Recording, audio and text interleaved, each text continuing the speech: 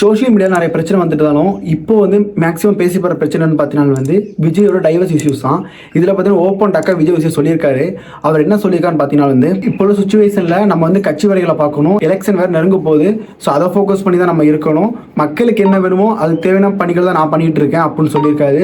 So இதோட முக்கியமான விஷயம் பார்த்தீங்கன்னா இது என்னோட பர்சனல் லைஃப். ஸோ யார் இன்வால்வ் ஆக வேணாம், இதை வச்சு அரசியல் பண்ணாதீங்கன்னு சொல்லியிருக்காரு. ஸோ அந்த கிளிப்ஸ் உங்களுக்கு காட்டுறேன், அது நீங்களே பாருங்கள். அப்புறம் ரீசெண்டாக இருக்கிற நிறைய பிரச்சனைகள்ல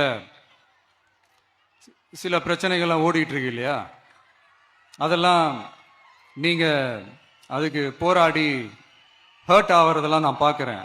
அதை பார்த்து எனக்கு ஹர்ட் ஆகுது.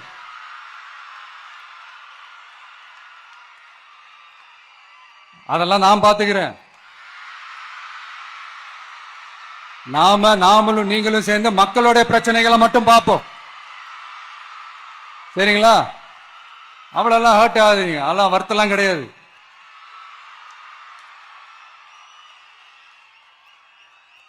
சரியா?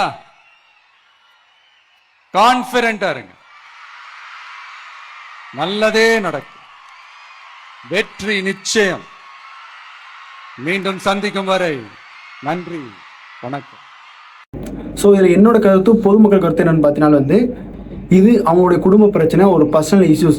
ஸோ யாராவதுனாலுக்கும் பெரிய தலைவர்கள் யாராக இருந்தாலும் சரி, அது அவங்களோட பர்சனல் பிரச்சனை. ஸோ இது யாருமே இன்வால்வ் ஆக வேணாம், இது வச்சு யாரும் அரசியல் பண்ணக்கூடாதுன்னு தான் என்னோட கருத்தும் மக்களோட கருத்தும்.